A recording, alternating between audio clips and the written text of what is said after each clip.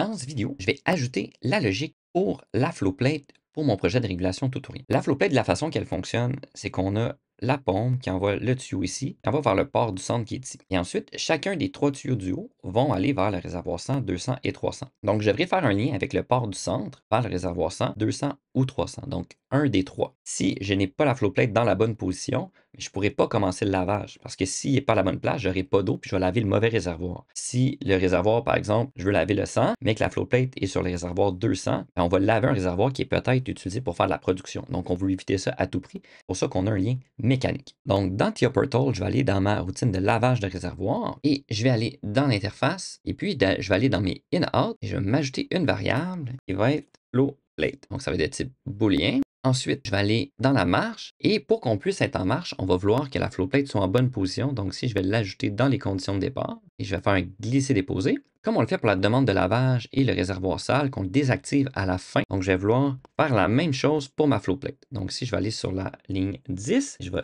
désactiver flow plate. Je vais ouvrir le réseau, je vais coller le contact, je vais mettre une bobine qui va être de type reset pour la flow plate.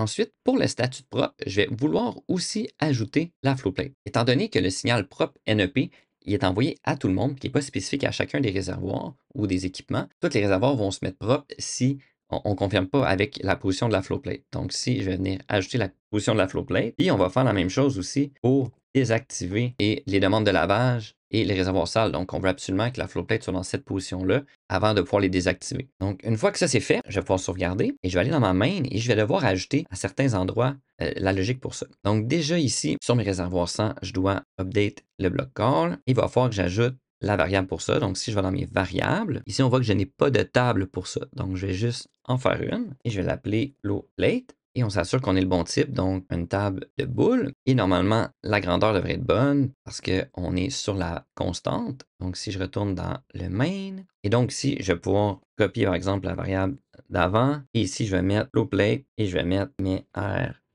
guillemets enter. Je vais pouvoir copier ça ici et je vais faire la même chose sur le réservoir 200. Donc, je l'update, OK, et je colle et je vais changer le 100 pour le 200. Et pour le réservoir 300, je vais devoir updater aussi. Mais ici, je ne peux pas copier la table parce que le réservoir 3, on utilise un UDT. Si je vais dans ma variable réservoir 300, je n'ai pas le signal de flow plate. Donc, ici, je vais devoir les modifier. Donc, les PLC data type, réservoir. Et ici, je vais aller rajouter tout en bas la flow plate. Donc là, maintenant, si je vais dans les variables, je vais devoir faire un clic droit et Update Interface. Et ici, on voit qu'il a ajouté la variable flow plate. Donc, si je vais dans le main, ici, je vais pouvoir faire variable R300 flow plate. Et c'est pas plus compliqué que ça. Aussi, pour la simulation de niveau, on ne voudra pas remplir le niveau si on n'a pas la flow plate. Donc, je dois ajouter une logique ici. Donc, j'ajoute un contact et la simulation pour le réservoir 100. Donc, j'ai besoin que la pompe d'alimentation est en fonction, mais d'avoir la flow plate parce que sinon, il ne va pas pomper dans ce réservoir-là.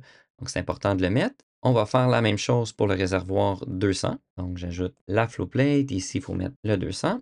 Et pour le réservoir 300, je vais copier la variable pour la flow plate. Ici, je viens modifier aussi et je vais ajouter la flow plate pour qu'on ajoute du niveau dans le réservoir seulement quand la flow plate est dans la bonne position. Et je vais tout rapetisser. Normalement, avec tout ça, on devrait être bon et je vais sauvegarder mon projet et je vais télécharger ça dans le PLC. Dans le prochain vidéo, on va compléter le HMI là, pour qu'on ait la possibilité d'ajouter la flow plate dans quelle direction. On va s'assurer aussi que tout fonctionne bien.